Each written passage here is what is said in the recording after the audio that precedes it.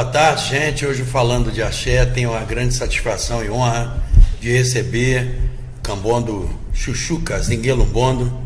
Seja muito bem-vindo, Macoiú. E é um prazer tê-lo aqui. Macoiú no Zap. Bem, para mim é uma satisfação estar com vocês aqui para falar um pouco da minha tradição,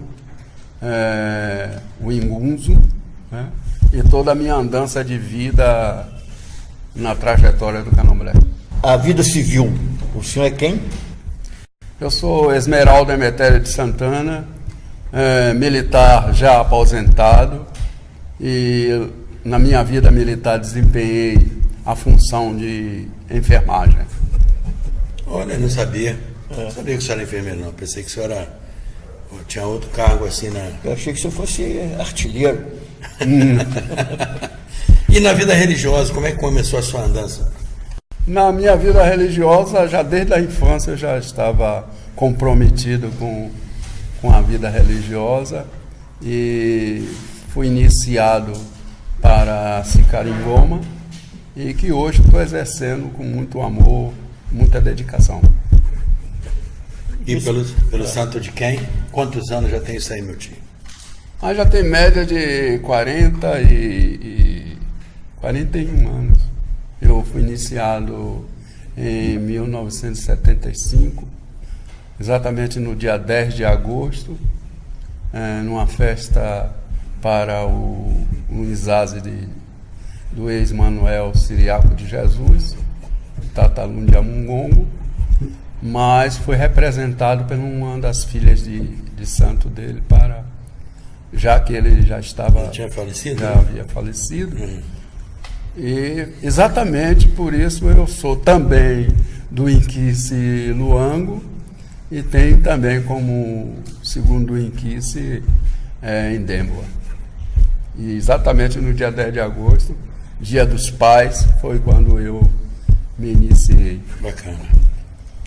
E em que casa foi? Foi no terreiro Tumbajunsara, lá em Salvador. É interessante essa questão do Tumbajunsara, foi até bom você abordar. Existe uma linhagem Tumbajunsara que aqui no Rio, ela se multiplicou enormemente, né? A gente diz que, inclusive, que o Tumbajunsara aqui no Rio é a maior vertente, o maior número de casas. O maior número de casas, o maior número de gente, é tudo Tumbajunsara. Aí eu tive conversando com algumas pessoas de Tumbajunsara, inclusive na casa de Luemi, e o pessoal me falou muito de Tumba... Como é o nome? Tumbenganga, Tumba isso, Tumba aquilo, Tumba... E eu queria saber como é que é isso aqui, como é que ficou aqui no Rio de Janeiro. O pessoal de Tumbajunsara e depois essa amplificação, né? De casa. Como é que o senhor vê isso? Bem, houve uma época que o senhor Siriaco passou uma temporada aqui no Rio de Janeiro. Ele migrou para cá, para o Rio de Janeiro, e no Delbar, mais ou menos dos anos 40, ele abriu uma casa aqui, lá em Vila dos Teles, na qual ele botou com Tumbajunsara, no Rio de Janeiro. Mas que essa casa hoje não existe mais, né? Ela foi realmente desfeita, e os filhos de santos que foram iniciados naquela casa começaram a se multiplicarem, cada um com suas casas. Veio para cá também uma pessoa que auxiliava muito nessa andança aqui no Rio de Janeiro, foi Joana Tulemburá, era uma das filhas de santo dele, foi iniciada em 1940, e que realmente era do barco, inclusive, da minha mãe. E essa pessoa ficou com ele aqui um bom período. Depois ela procurou a casa dela, abriu o terreiro dela, e Siriaco migrou novamente para Salvador. Lá foi quando ele faleceu. Mas depois que ele veio para cá, a casa a cada dia foi perdendo a sua estrutura religiosa e acabou. Hoje eu não sei realmente se o espaço existe ou se alguém continua ainda na prática do candomblé lá naquela casa. Recebi, inclusive, informações de algumas pessoas aqui no Rio de Janeiro que a casa realmente não existe. E aí ficou realmente definido de que não existe efetivamente nenhum Tumbajunsara Rio de Janeiro. Existe sim algumas casas aqui que são descendentes do Tumbajunsara, mas que não existe Tumbajunsara Rio, Tumbajunsara Minas Gerais, Tumbajunsara Rio Grande, São Paulo. Isso aí é uma falácia, até porque eu, na qualidade também de presidente de uma associação que defende os interesses do Tumbajunsara, estamos aqui exatamente para elucidar essa forma de culto, e que não existe ninguém, nem com delegação de competência, para falar sobre o Tumbajunsara Salvador. É uma coisa que eu gostaria de deixar muito bem claro, porque se alguém aqui continua nesse aspecto de estar falando em nome dele, não existe nenhum aval do terreiro Tumbajunsara, nem pela Mameto, que é a liderança religiosa, nem por mim, que sou o presidente da associação Abentumba, que defende os interesses. Nós temos um corpo de religiosos, e esse corpo lá de religiosos formou um conselho religioso, e a associação também está instrumentada com setor jurídico, que, caso necessário seja, nós poderemos tomar iniciativa jurídica para acabar com isso de uma vez por todas. Aceito sim todos eles que são descendentes dele, e nós estamos buscando uma forma desse reconhecimento para que essas coisas não fiquem de uma forma obscura, fique muito bem claro quem realmente é filho do Tumbajunsara. Então seria assim uma prática não boa a pessoa botar lá Tumbajunsara na sua placa, sem ser... Não, ele tem, e até eu me coloquei várias vezes à disposição, caso tivesse alguma dificuldade de se colocar o nome de suas casas, nós estaríamos aqui para auxiliar de uma forma religiosa, para botar um nome de consenso. Terreiro tal, terreiro qual, Dange, o filho, o descendente de Tumbajunsara. Aí tudo bem. Mas terreiro Tumbajunsara, aqueles os quais eu encontrei o nome terreiro Tumbajunsara, eu descobri realmente o nome do terreiro propriamente dito.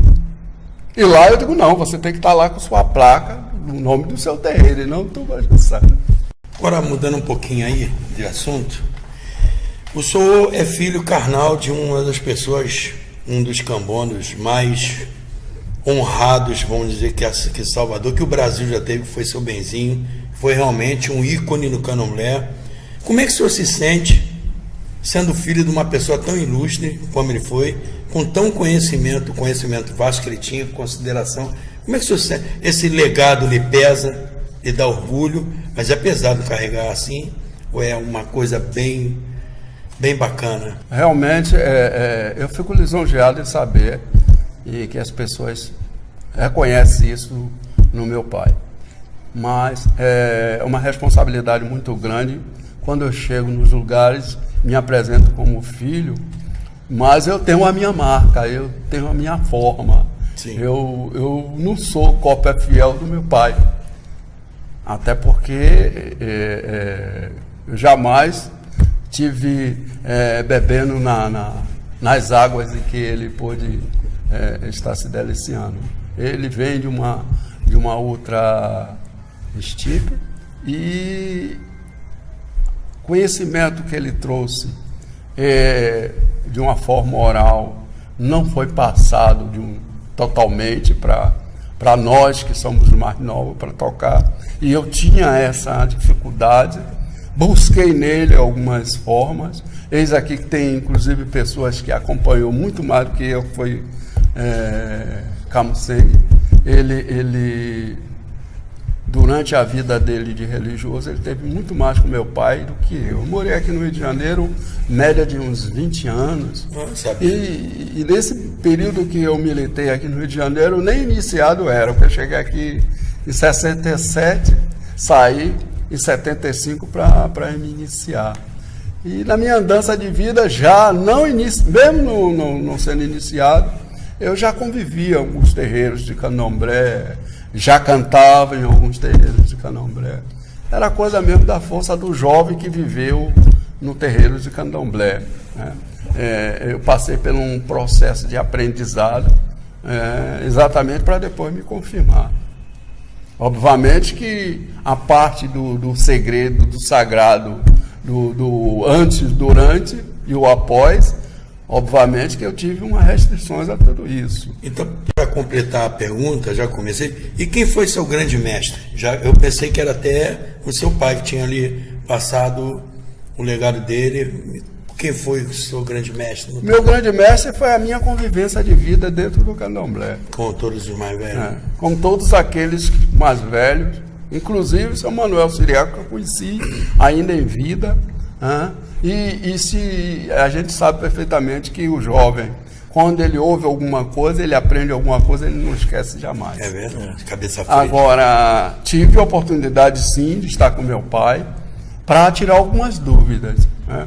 Eu fui a seu Benzinho já tirar algumas dúvidas daquilo que eu já tinha conhecimento, mas não tinha certeza. E ele realmente foi a pessoa que respaldou que aquilo, das minhas dúvidas, algumas foram tiradas, outras foram confirmadas, disse, não, você está certo, está correto, corretíssimo. E militei também, eu levei um período de uma média de uns 15 anos, militei na religião de espiritismo, segundo a codificação de Kardec, exatamente para buscar algumas respostas que eu não encontrava no candomblé. Se alguém tinha essas respostas, havia uma dificuldade para passar. E lá, na codificação de Kardec, eu encontrei algumas coisas que assemelhavam aos nossos ritos, e as respostas vieram com muito mais clareza e consciência daquilo que nós estávamos buscando, né? Até nós temos notícia aí de uma grande festa aí para esse ano, né? Do Tumbajuçara. Não, 2019, né?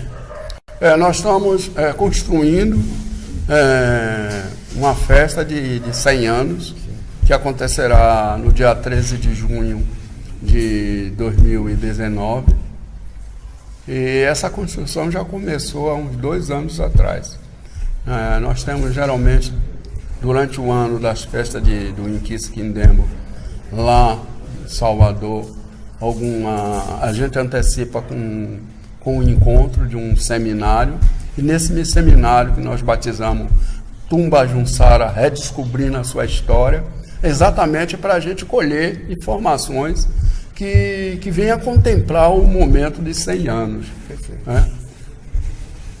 E aí a gente convida todos aqueles que são da tradição de origem banto e de outras tradições também, para junto construir com a gente. Porque a grande vantagem que nós tivemos sobre o senhor Manuel Siriaco é que ele militou em várias tradições religiosas, fez muitas amizades com pessoas de tradição de Urubá, de Jeje e etc. Principalmente aqui no Rio de Janeiro. E que até hoje nós temos documentário disso, depoimento de tudo isso, de pessoas que conheceram Siriaco em outras tradições. Ele conheceu muitas pessoas e com isso fortaleceu muito o seu objetivo na construção da sua religiosidade enquanto Congo-Angola, né? Você me diz uma coisa, e as festas tradicionais do terreiro lá? Quais são, além de Quitembo, da festa de Quitembo, da casa? Nós temos um calendário, o calendário oficial da casa, que ele começa no dia 2 de julho. 2 de julho é o dia em que se festeja a tradição do caboclo, e a Guebenubeno, que era o caboclo que se manifestava através dele, a gente continua ainda fazendo as oferendas no dia 2 de julho. Depois de 2 de julho, a gente segue com Masa Malemba, e daí segue as tradições aonde chega o período mais ou menos de agosto, já vai combinando com o Indembo, e cavungo. Por último, a gente faz as festas ligadas aos Ibeji. Bacana, bacana. Obviamente que hoje nós não podemos estar realizando essas festividades da forma que ele fazia, que era a média mais ou menos começar em julho e terminar lá no final de agosto. Hoje não dá. A estrutura agora é outra, as pessoas têm os seus afazeres, os seus compromissos. Então, essas festividades a gente faz tudo dentro de um cronograma que possa adequar uma após outra. Bom, vamos, a gente usando a questão do Tumba Jussara de Salvador como uma casa tradicionalíssima, né? Uma liderança em conteste no Brasil. E eu queria saber o seguinte, como é que, em termos de funcionamento, como é que vocês veem a questão da rapaziada nova, dos cambondos novos, o pessoal, vocês têm curso para ensinar a tocar, tem curso para, tem os ensaios para esse pessoal, vocês formam os seus próprios cambondos, ou o pessoal de fora que toca o candomblé lá, como é que é feito? Bem, nós tivemos a oportunidade de criar. Eu, inclusive, fui um dos instrutores que criamos oficinas, que é o Tocando em Goma, onde a gente faz um recrutamento da comunidade. O objetivo não é dali a gente transformar em adeptos ao candomblé, mas sim é uma conversa, é uma convivência com a comunidade, para que a comunidade entenda o candomblé como ele é. Às vezes as pessoas têm informações das nossas tradições de candomblé sem, pelo menos, ter conhecimento daquilo que realmente acontece. Então, esse convite à comunidade, geralmente tem pessoas que se simpatizam e acabam ficando, porque nós sabemos que não somos nós que escolhemos, nós somos escolhidos. Então, distante da gente estar objetivando de que essa oficina é para transformar aqueles tocadores e profissionais para o terreiro de candomblé. Hoje eu tenho conhecimento, meu irmão mesmo foi uma das pessoas que foi iniciado no candomblé e teve a oportunidade de viajar para a Europa, mas fazendo com um grupo de dança, mais baseado naquilo que ele aprendeu no candomblé, que ele se transformou num músico e ficou por muitos anos na Europa. Então, essa preocupação que nós temos. Eu tenho essa oficina, já retomei novamente a oficina, e esse ano nós já estamos conversando com pessoas que possam estar nos dando uma contribuição e ajuda para a gente recrutar novamente pessoas da comunidade. Temos a oficina de serigrafia, onde vocês podem até ver que aqui já tem uma camisa que foi fabricada lá na nossa oficina. Bacana. De caligrafia. Legal. A gente divulgando as nossas entidades, o Inzila, exatamente para desmistificar daquela ideia que é de uma forma profana divulgada aí fora, né? Por outras tradições religiosas. Então, a importância da gente estar mostrando isso. Contamos com uma artista plástica, que foi Suzana, e que ela deu essa ajuda de desenhar o Inquice Inzila, é o Inquice, não é o demônio, conforme a gente vê veiculado por aí. Você não cantou nada ainda? Cantar uma cantiga aí que... Uma que lhe toca o coração. Eu vou cantar aqui um cântico, hoje é segunda-feira, né? E é o dia da nossa entidade Cavungo. Eu poderei cantar uma simples cantiga. Um sumbuê, sumbunangue, um sumbuê, sumbunangue, em um sumbu samuquenda, elembadile, com maior canfitaquita, com maior com samuquenda. E sumbuê, sumbunangue, e sumbuê, sumbunangue, é um sumbu samuquenda, elembadile, com maior canfitaquita, com maior com samuquenda. Parabéns. Isso aí. Agora me diga uma coisa, Tio. Qual foi a importância e qual é a importância do candomblé na sua vida, desde o começo? A importância do candomblé na minha vida é porque, a partir do momento que eu adentrei o candomblé, eu tomei como uma religião. E quando você abraça uma religião, você põe o seu sentimento, a sua fé, o seu amor diante de qualquer uma outra preferência. Então, a partir daí, eu necessitei realmente de ser iniciado no candomblé e não tenho nenhum arrependimento. Se tivesse que começaria tudo de novo, voltar ainda à minha idade de 10 anos para começar, porque foi a idade mais ou menos que eu já comecei tocando o ingoma.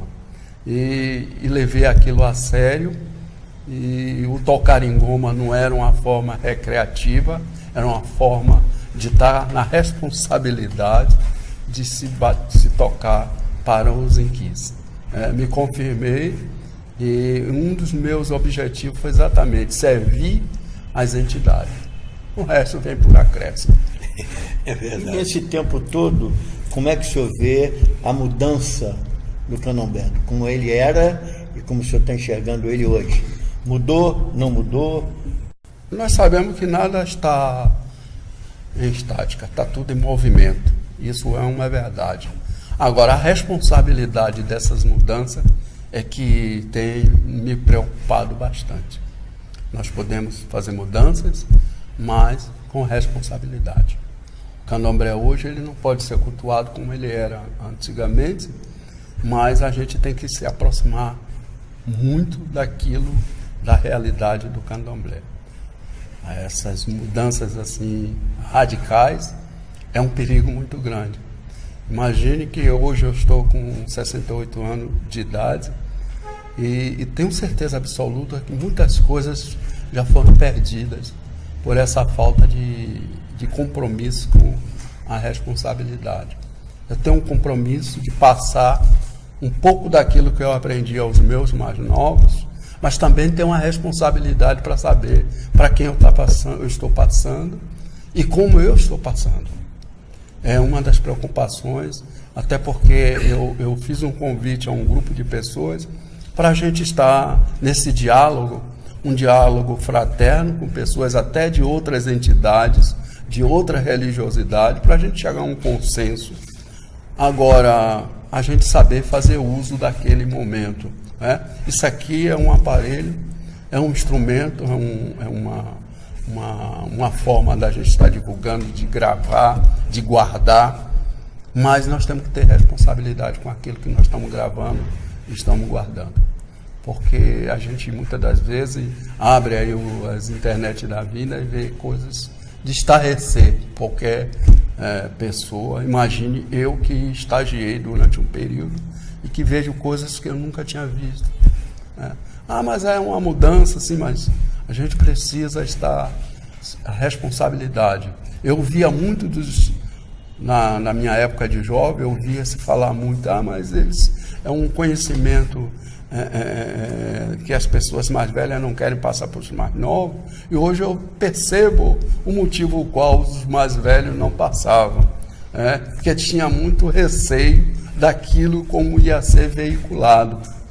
Então aí é que está a responsabilidade da gente ter que chamar os mais novos para um diálogo. Não é que eles não tenham oportunidade de conhecer. Muitas das vezes, esse diálogo com os mais novos, para mim, serve de mais um outro aprendizado.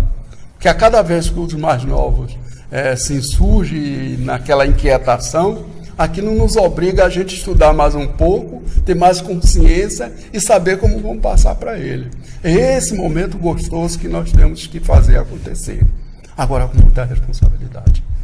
Eu não tenho medo nenhum de explicar aquilo que eu aprendi para qualquer uma outra pessoa. O meu maior medo é o perigo de como ele vai veicular aquilo. Eu sou muito pessimista nessa parte do candomblé. Eu acho que o candomblé vai acabar.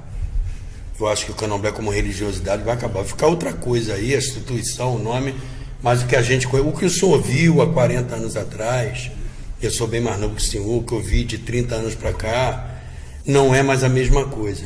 Nós estamos sendo massacrados pelos evangélicos dioturnamente e estamos tendo a irresponsabilidade de não dar sequência àquilo que nos ensina. É muita invenção, é a minha opinião. Muita mistura, gente falando que é de uma casa tradicional e mistura de outra casa e quer que se engula. Eu quero saber o que o senhor pensa do futuro do Candomblé, já que estamos nesse caminho, nessa lógica aí. Eu penso de uma forma otimista, porque muitas das vezes a gente se lamenta com os acidentes que ocorrem na nossa vida, mas é preciso se fazer uma reflexão muito profunda sobre tudo isso e a gente saber como tirar proveito de tudo isso. Às vezes um desastre, a gente vê aí dessas avalanches que acontecem nas intêmperas da vida, e às vezes ali vai pessoas amigas que se perdem, mas a gente tem que aprender a tirar proveito de tudo isso. Todos esses mais velhos que estão formando esse legado de Candomblé no mundo espiritual, eu tenho certeza perfeitamente que o mundo espiritual está com um Candomblé bem gostoso, um Candomblé bem tradicional, e nós precisamos estar buscando neles a sabedoria deles para que a gente realmente fortaleça. O fato deles não estarem aqui entre nós não quer dizer que eles também não estão influenciando de uma forma energética. Nós temos que saber tirar a energia deles para tudo isso. Eu tive um período de uma visita que eu fui lá na ilha, em Amoreira, foi um período muito gostoso, porque vi uma tradição lá de Agungun, a festa de Abolá, e naquele momento eu pude perfeitamente fazer uma reflexão muito profunda e sair de lá satisfeito de que tudo aquilo que foi falado, toda a mensagem que ele deixou, é uma mensagem de otimismo. Agora a gente tem que estar muito atento a tudo isso. Como a gente partir para o enfrentamento, tem buscar sabedoria, não é partir para um embate. A gente tem mais de que agir do que reagir. Eu acho que o caminho deveria ser esse: agir e não reagir. Porque a partir do momento que a gente está agindo, a gente está se fortalecendo enquanto irmãos que somos. E eu vejo que a gente tem que ter muito cuidado quando a gente vê uma pedra cair no quintal do vizinho, que a todo momento poderá cair no nosso. Quando começou uma lei lá no sul de que a gente não poderia emolar animais, a gente sabia perfeitamente que muito cedo eu fui uma das pessoas que me reuni com grupos de pessoas para exatamente a gente partir para o enfrentamento de tudo isso e agir. Que a gente sabia perfeitamente que isso não ia tardar a chegar em Salvador, porque todo mundo vê a Bahia como o berço do Candomblé. Mas a gente precisa saber que as outras periferias, as outras cidades também estão tão preocupadas quanto nós. Então, se já está acontecendo lá no sul, para mim, amanhã já vai estar em Salvador. Então, vamos buscar formas e jeito da gente reagir, se fortalecer. Agora, com muita sabedoria. Porque nós sabemos perfeitamente de tudo isso. Aconteceu agora mesmo uma situação política na minha cidade, e de que houve uma veiculação de que alguma parte da cidade ia ser partida para outro município. Eu digo, gente, por que a gente não se reúne, faz um abaixo-assinado da comunidade, fazer um manifesto e dizer que a comunidade não quer? É assim que nós temos que agir. Fazer uma reunião de comunidade, de povos tradicionais e dizer o que queremos. É assim que se parte. Aí nós estaremos agindo, nós não estamos reagindo. Agindo imediatamente porque nós temos forças e às vezes a gente não sabe o quanto nós somos fortes. Eu só acho que o povo de Candomblé confia no povo de Candomblé, ainda mais politicamente? Sim, mas quando eu falei de agir é exatamente isso. A gente tem mais confiança um pelo outro e saber que a importância é de cada um. Seja ele Queto, Jeje, Jexá, Angola, Congo, são todos dentro do mesmo barco. Com certeza, não tenha dúvida. Todo mundo praticando a mesma religião de matriz. Exatamente. africana. Enquanto a gente ficar naquele pensamento que está acontecendo na casa do vizinho, não é a minha que deixe lá, não é por aí. A qualquer momento pode estar acontecendo com você. Bom, eu queria que o senhor deixasse uma mensagem aí para esse pessoal que está chegando agora, que é o futuro do Candomblé. Daqui a pouco a gente vai embora, eles vão ficar aí, deixar sua mensagem para esse povo aí. Bom, a mensagem que eu estou querendo deixar para os meus mais novos é de que eles têm que realmente estar lado a lado conosco, segurando o bastão. E eu sou tão idoso quanto jovem, né? E com isso eu estou aqui de braços abertos para o acolhimento naquilo que estiver ao meu alcance e dizer para eles que eles não esmoreçam, né? Vão em frente e algum dia a gente poderá estar festejando esse grande banquete. Nada acontece por um acaso e não acontece assim de mão beijada. Tem que haver um esforço, até porque nossa tradição já vem de muita luta, de séculos e mais séculos, e os nossos mais velhos que nos antecederam, eles não esmoreceram. E a dificuldade deles era bem maior do que a nossa. Hoje nós temos instrumentos para tudo isso, é que nós ainda não se demos por conta daquilo que nós somos e como podemos partir para uma forma de um consenso. Eu gostaria de deixar isso bem claro para cada um deles e que buscasse no Candomblé não uma forma de alegoria, mas com uma forma de religião. Que o que acontece no bater Candomblé, do fazer comida, repartir para todos, todo esse banquete é resultado de um esforço de cada um. Então a gente tem que buscar consciência em tudo isso e não usar a festividade como uma forma de recreativa, né? Porque a partir daí é que a gente começa a despertar a responsabilidade.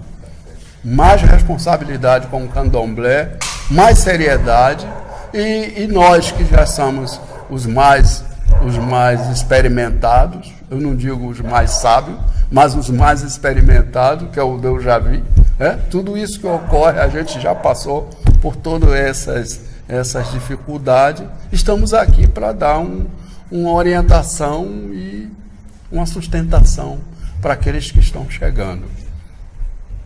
Que assim seja. Mas antes do senhor terminar, não é assim não. O senhor vai cantar uma cantiga para terminar, mas o senhor está preparando alguém para ser, vamos dizer, o seu sucessor, levar avante uma pessoa especial ou alguns.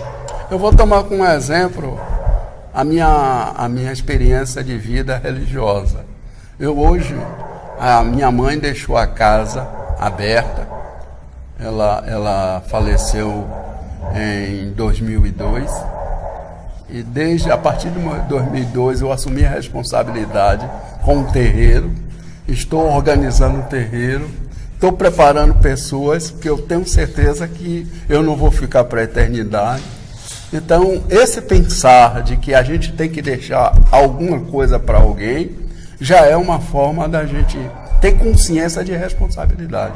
Isso, perfeito. Porque esse pensamento de que, bom, eu sou o líder, sou eu quem tem que tomar conta, sou eu que tenho que fazer, então eu tenho que pensar para quem eu vou deixar.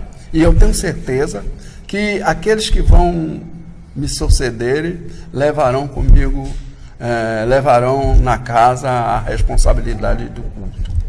E eu penso que mais ou menos as outras casas, as nossas tradições, todas elas têm esse cuidado de estar sempre preparando alguém. Primeiro que nós não somos escolhidos, conforme eu já falei, né? Não somos nós que escolhemos, nós somos os escolhidos. E aqueles que são escolhidos têm que estar preparados para receber a tarefa que vai ser colocada para si. E não depois, que é uma das coisas que me entristece muito, é quando a gente sabe que uma casa perde a sua liderança religiosa e fica todo mundo correndo para um lado para o outro sem saber quem vai suceder, quem vai tomar conta. Já é momento da gente já preparar. Ah, mas tem alguns que fazem um discurso, mas já estão querendo que eu morra? Não é bem nada disso. Eu acho que nós temos que preparar sim, porque a maior certeza é que vamos morrer. É nessa consciência que nós temos que ter. Uma das coisas que a gente mais tem certeza é que vamos morrer. Então não adianta ficar procurando, depois que eu morrer, alguém vem tomar conta. Não. Tem que ser preparado. Eu chamo a atenção sobre esses aspectos. Os meus mais velhos, eu também formo lado a lado com eles. A partir desse pensamento, eu tenho certeza que o Candomblé trará uma boa nova. Que bom que o senhor é otimista. Então cante a saideira pra gente. Aquela lá mesmo do... Mundo Mayangue, Bure, Mundo Mayangue, Bure, Mundo Mayangue, Bure, Mundo Mayangue, Bure, Mundo Mayangue, Bure, Mundo Mayangue, Bure, Kuna Kalunga, ai, ai, Kuna Kalunga, Kuna Kalunga, ai, ai, Kuna Kalunga, Mayangue, Kuna Kalunga, ai, ai, Kuna Kalunga, Kalunga Nishawenda, Xamburerenguerengue, Kalunga Nishawenda, Dembe Kalunga Candamburé, Kalunga Nishawenda, Xamburerenguerengue, Kalunga Nishawenda, Dembe Kalunga Cambamburé. Lembaranganga, Lemba Furamã, que dê muita saúde a todos nós, paz e amor. Obrigado.